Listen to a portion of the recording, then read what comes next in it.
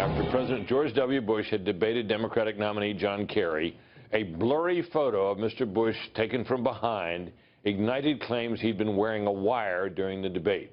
Mr. Bush's tailor said it was a pucker in his coat, and Secret Service sources told the Hill newspaper that it was a strap holding a bulletproof vest in place. But the conspiracy theories, never quite went away.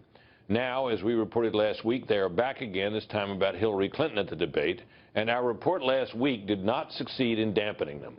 For the latest theories, here's Fox News Chief Washington correspondent James Rosen. James?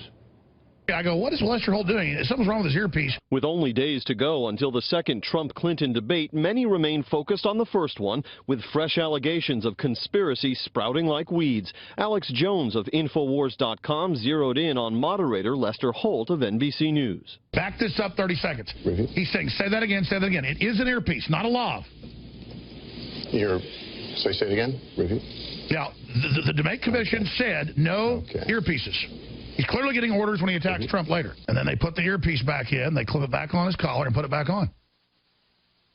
These people think we're such morons. In fact, the Commission on Presidential Debates published no rule forbidding the moderator from using an earpiece, only one that forbade anyone to speak to Holt through that earpiece who was not Marty Slutsky, the Commission's executive producer since 2000. Notice a light inside her podium there. Still, other theories have focused on the podium used by Democratic nominee Hillary Clinton, with some pointing to what seemed like an inordinate amount of attention paid to it in the minutes preceding the main event, and others suggesting Clinton benefited from a built-in teleprompter, sending her talking points in real time, complete with a controller of some kind. Look at Hillary's podium.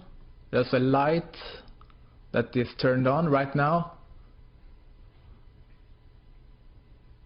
And there it shut down. Now in this clip, if you look closely, you're going to see where Hillary looks like she's scrolling on the podium. If the Clinton campaign had decided they wanted to put some sort of secret mechanics into the podium, it would have been a really foolish route to take because people would have found out and it would have made Hillary look terrible. I think this really points to a low level of trust in the media. People are really suspicious of what prominent news organizations, including mine, tell them, and they think there's some sort of secret truth that's being covered up. Late today, we heard from Frank Fahrenkopf Jr., one of the co-chairs of the Commission on Presidential Debates, who told us each podium was outfitted with a light, as well as notepaper and a pen, standard issue for each nominee. But, Britt, no teleprompters.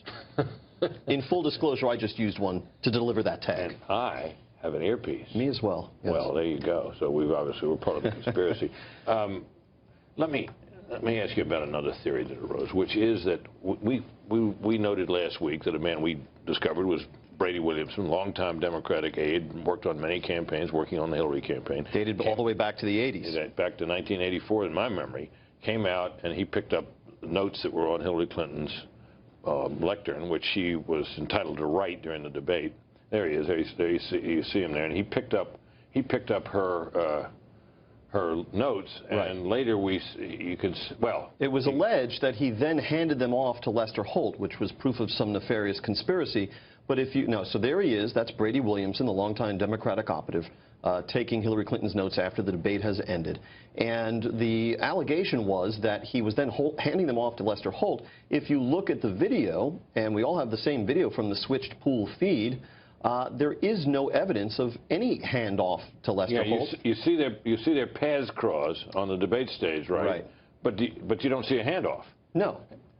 And even if what was he handing off?